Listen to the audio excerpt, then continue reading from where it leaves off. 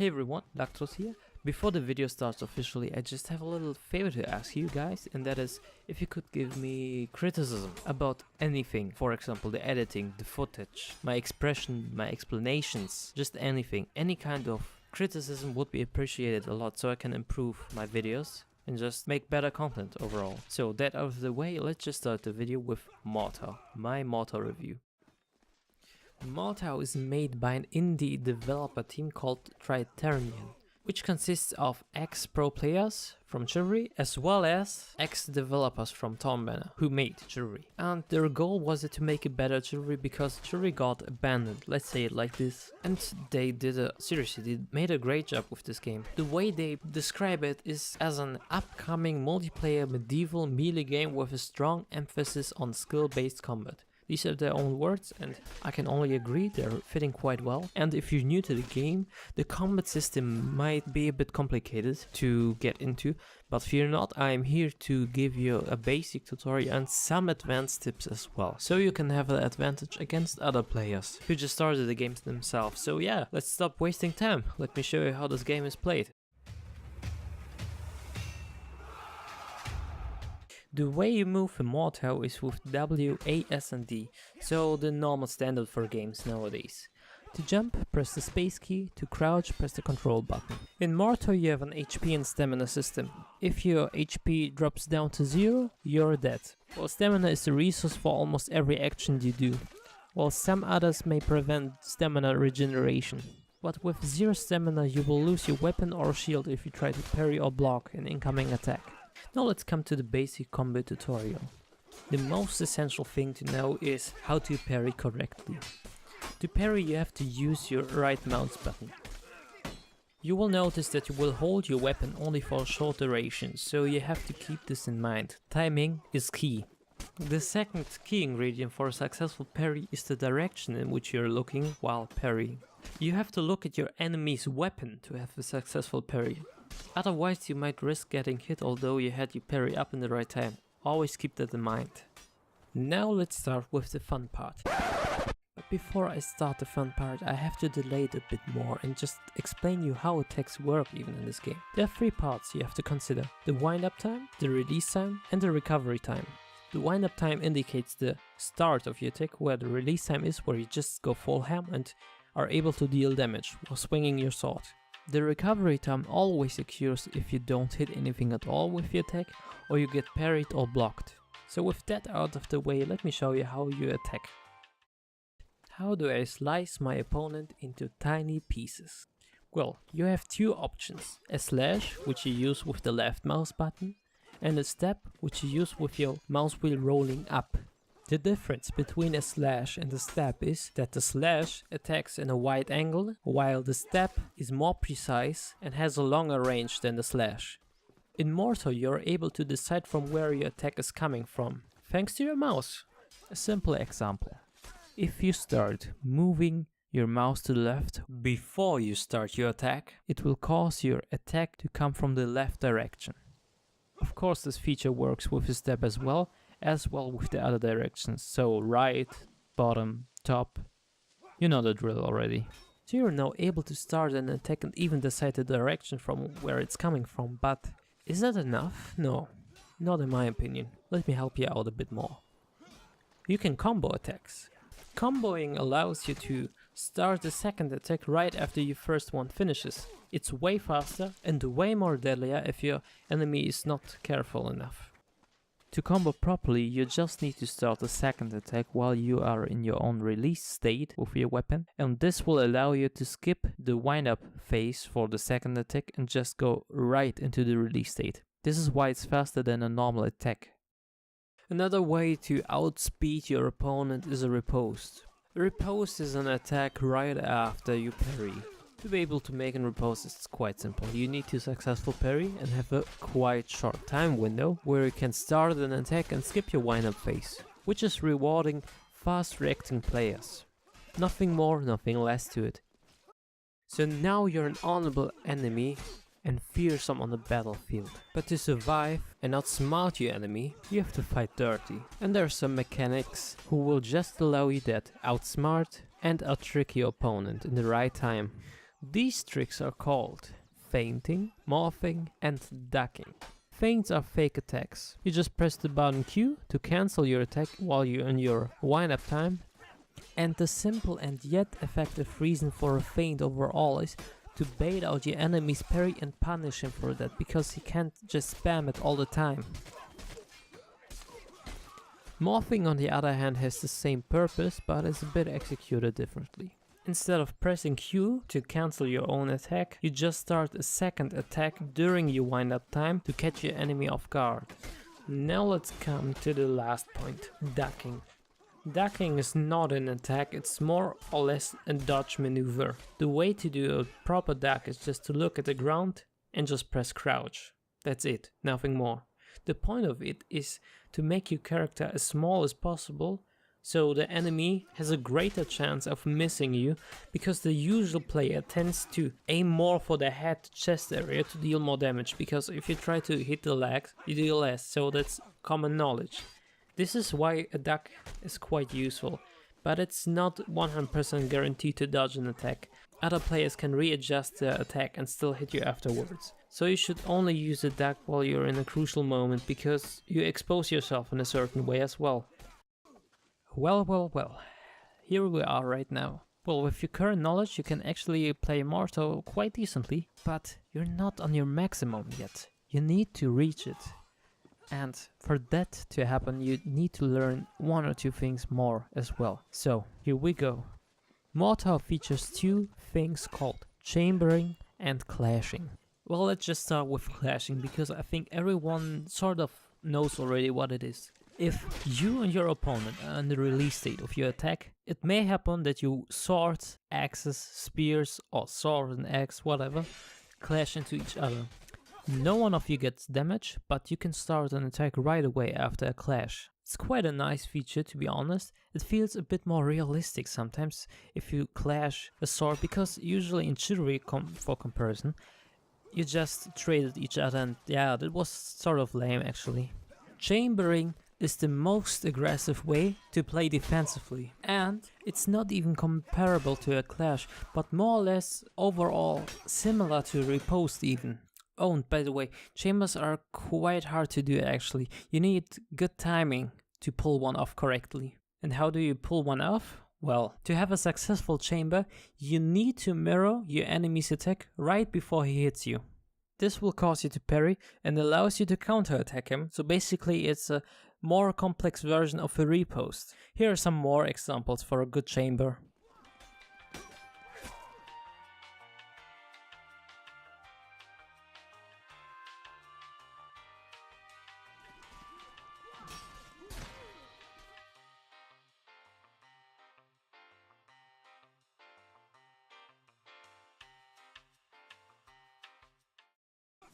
Although the clash and the chamber have a similar purpose, they have one huge difference.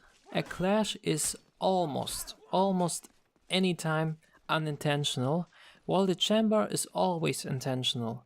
You want to chamber. So with chambering and clashing explained, we have reached the final lesson for the combat tutorial. Accelerating and dragging attacks. Accelerating is just simply make your hit connect faster than your enemy would expect. The way you do it is that you move with the swing, with the direction of your weapon. You move with it, not against it. Dragging, on the other hand, is actually just the opposite. You start swinging your sword and you just move to the opposite direction. So you just want to hit your enemy as late as possible. And why would you make something like this? Well, there's only one reason. If you start attacking and are not morphing or feinting it, your enemy starts to parry and usually just parries it. But with a drag, you can delay your attack so much that the parry is just wearing off and then you connect your hit. You're outlasting his parry with your dragged attack, just for your information. Accelerating and dragging works of course with each and every weapon, but some weapons just tend to be a bit more fitting for these types. For example, faster weapons with accelerating and slow weapons with dragging. Tips and tricks against drags and accelerating. Actually, I only have one for dragging, to be honest. and that is that you just start walking right into his attack and press the parry button. With this move you just force a parry. He can't do anything actually against it really, because he's locked with his movement. While starting your attack you just can't swing around like a maniac, you know? So yeah, that was the combat tutorial. I hope you enjoyed it, and let's just now move to the other parts. We need to cover them as well. You know, it's a review, not only a combat tutorial.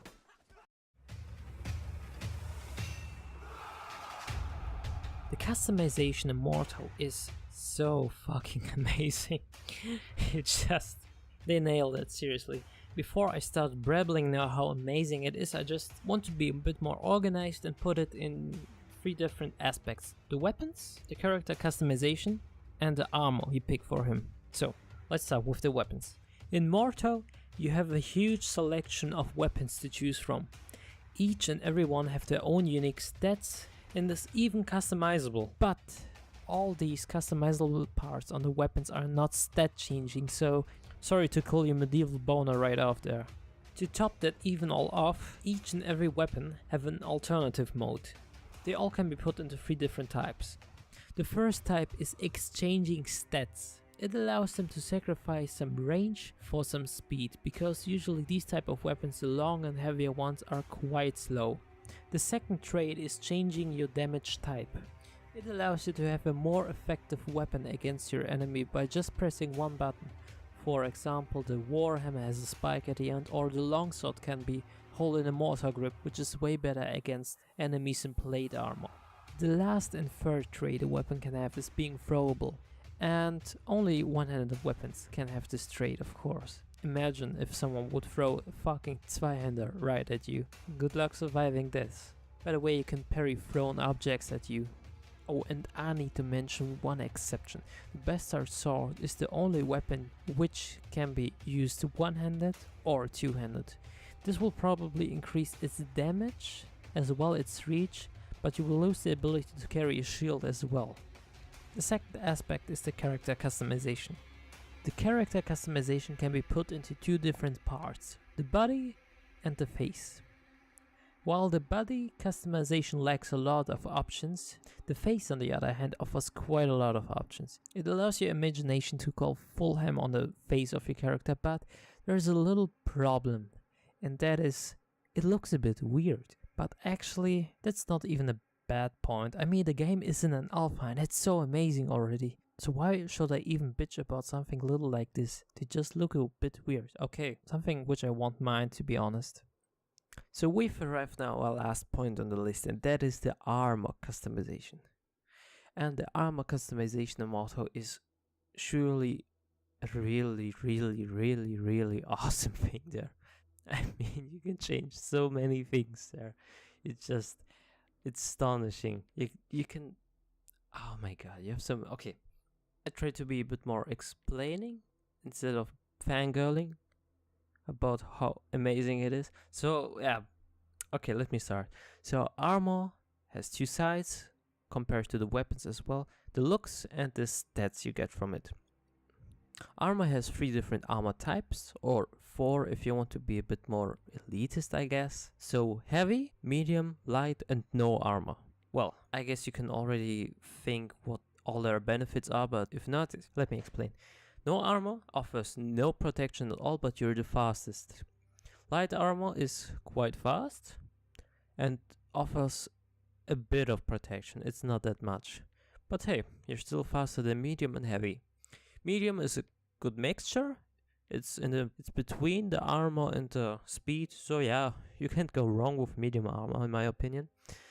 And with heavy, you're really slow, but you can take way more hits from certain damage types. For example, swords they're quite bad against plate armor, but there's still some weapons, for example maces, so blunt weapons, who will wreck your ass in plate armor. About the looks of the game, oh my god, it's so amazing. But okay, you can change everything from your head to the neck, to the torso, to the shoulders, to the arms, to the hands, to the waist, to the legs, and to the feet. You can change anything there on these parts of your body. Holy shit, it's so amazing. You can look so badass in so many different ways. You can make your own knight, your own Viking. Hell, you can even make your own dirty peasant if you really want to. This is just an A+ from my point of view, that you can make your own character as you want him to be. Of course, it's not an RPG like Skyrim or so, but now you have to think, it's not an RPG and still offers so many options to choose from. This is just my congratulations. Seriously, you made a great job, Tritanian, there. Okay, enough fangirling, so now let's come to the last part.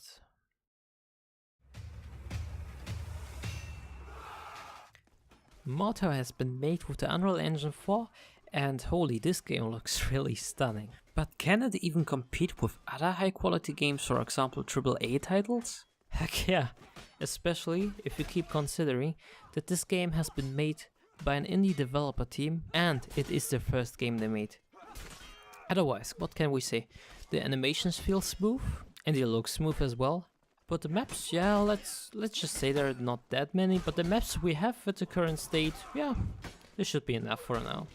So with that out of the way, we have arrived at the end of the video. And what can I say overall about Mordhau? Mordhau is just a lovely and fantastic game. The combat is great, the customization is huge, and the graphics are just nice to look at, thanks to the Unreal Engine 4 as well. And it looks like as if Mordhau has no flaws at all, but it has one flaw which is bugging quite a lot of people, I guess, and that is that it's not available anymore. But I'm not trying to say that Mordhau won't be available in the upcoming future. It will be, and it will be released on Steam, but Mordhau, or more or less Tritanian, decided to release a complete full game. Not an open beta or a closed beta. This with the alpha here is just the exception only. It was only available for a short duration on their website and on Kickstarter. But otherwise I can only respect the decision they made completely. And I reassure you, this game is worth the waiting. And it will blow up on Steam, I'm quite sure of it. Anyway, let's go to the solid part. If you enjoyed the video, a like would be appreciated, as well as a subscription. This will help my channel in the future and will show me if you actually enjoyed the content overall or just, didn't care at all. So yeah, see ya guys, and stay tuned for more upcoming Mordhau content.